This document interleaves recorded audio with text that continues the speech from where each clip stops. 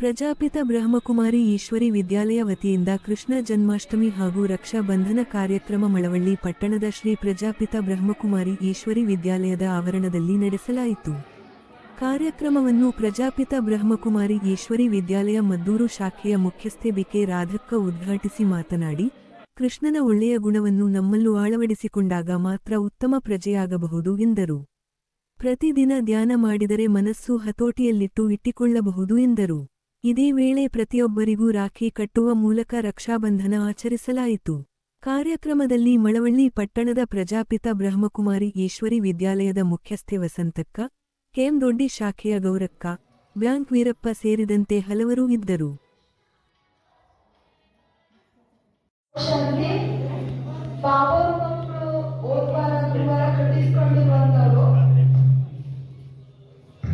ಕಟ್ಟಿಸ್ಕೋಬೇಡಿ, ಟೋಲಿ ಇಸ್ಕೋಬಹುದು. ದೃಷ್ಟಿ ತಗೊಂಡು ಟೋಲಿ ಇಸ್ಕೊಳ್ಳಿ.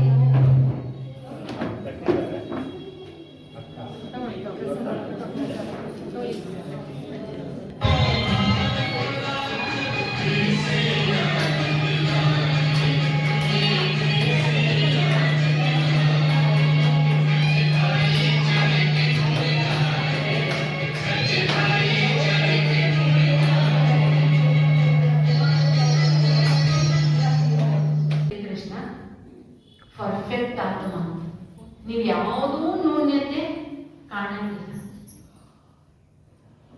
ಮಾತ್ರ ಅಂಶ ಮಾತ್ರದಲ್ಲೂ ಕೂಡ ಆತ್ಮದಲ್ಲಿರಲಿಲ್ಲ. ಮರ್ಯಾದ ಪುರುಷೋತ್ತಮ, ಇಷ್ಟೆಲ್ಲ ಮಹಿಮೆ ಮಾಡ್ತಕ್ಕಂಥ ಶ್ರೀ ಆನಂದ ಪ್ರಾಪ್ತಿಯಾಗುತ್ತೆ.